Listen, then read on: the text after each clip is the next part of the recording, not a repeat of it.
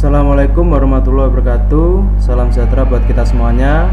Kita masuk ke pertemuan kedua untuk pembelajaran daring IPA bab 1 gerak dan gaya. Kemarin pembelajaran sebelumnya kita masuk ke gerak benda. Sekarang kita masuk ke pengertian gaya. Bisa dilihat di layar.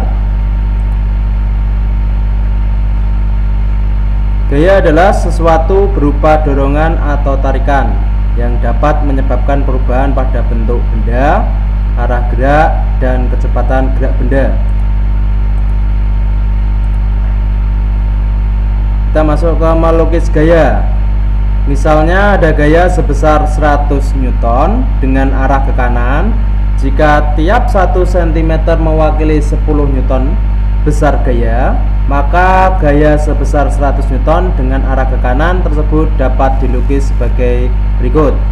Ini ada gambarnya ya, cara melukis gaya. Jadi gaya diberi lambang huruf F. Ini titik A adalah pangkal gaya yang merupakan titik tangkap gaya. Jadi titik awalnya ini.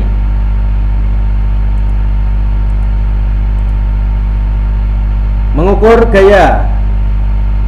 Alat ukurnya di situ ada ya, bisa dilihat gambarnya.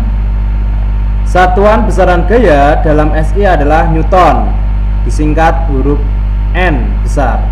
Jadi 1 Newton itu sama dengan 10⁵ dine. Alat tersebut apa namanya? Di sini dijelaskan alat neraca pegas. Jadi gambar itu adalah gambar neraca pegas untuk mengukur suatu gaya. Selanjutnya kita masuk ke paduan gaya atau disebut juga dengan resultan gaya, dilambangkan dengan huruf R besar. Jadi gaya-gaya yang segaris dan searah, misal ya pada gambar di sini ya ada 3 gambar. Misal F1 dan F2 adalah gaya-gaya yang segaris dan searah. Besar resultan kedua gaya tersebut adalah jumlah kedua gaya. Jika berbeda lawan, maka di situ nanti akan berbeda hasilnya juga ya. Besar resultan gayanya berbeda.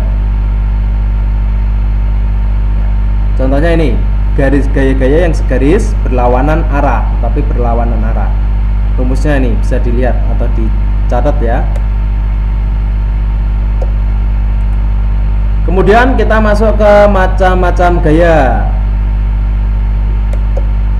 Ada gaya otot, gaya pegas, gaya magnet, gaya mesin, gaya listrik, gaya gravitasi, dan gaya gesekan. Yang pertama gaya gesek. Bisa kalian rangkum atau catat.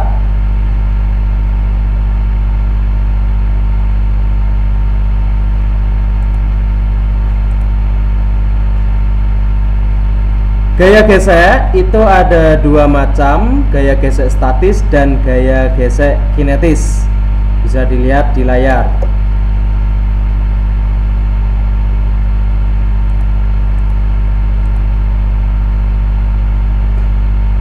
Contoh gaya gesek yang menguntungkan kita dalam kehidupan sehari-hari. Di sini contohnya ada alas kaki pada sepatu dan sandal, terus ban mobil, ban sepeda motor, terus ada lagi nanti ada remnya. Itu termasuk gaya gesek yang menguntungkan bagi kita dalam kehidupan sehari-hari. Ada yang menguntungkan, ada yang merugikan. Di sini ada gaya gesek yang merugikan. Contohnya seperti ini. Ya, silakan bisa dicatat. Lanjut ke gaya dan percepatan. Percepatan kemarin kan kita sudah pelajari. Apa hubungannya dengan gaya? Nah, maka kita di sini bisa kita jelaskan. Bisa kalian catat terlebih dahulu.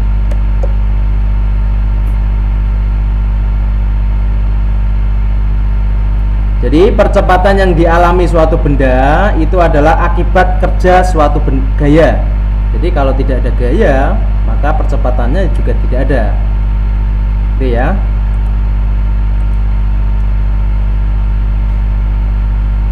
Lanjut ke gaya pada jembatan. Kalian pernah melihat ada konstruksi jembatan ya. Jadi di situ ada pembuatan jembatan mulai lengkung, jembatan gantung, jembatan cantilever. Nah, seperti ini. Bisa kalian tulis terlebih dahulu.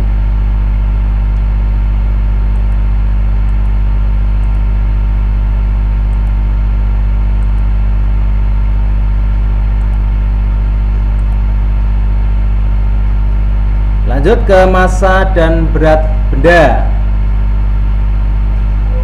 Di sini bisa kalian tulis terlebih dahulu.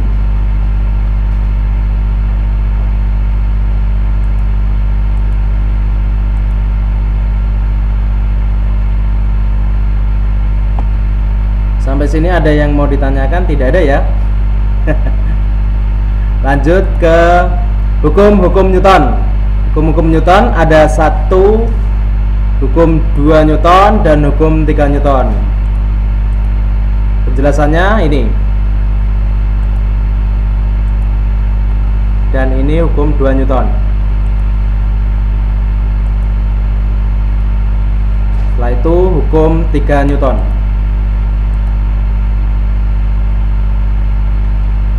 Lanjut ke gaya berat dan gaya normal. Ini ada sebuah meja, di atas meja ada buku, dan di sini adalah yang bawah itu adalah bumi, sehingga di dalam di buku tersebut memiliki gaya berat dan gaya normal. Gaya normal itu gaya yang ke atas, sama dengan halnya untuk gaya berat itu adalah gaya yang mengarah ke bumi, itu gaya berat. Bisa dirangkum penjelasan di layar.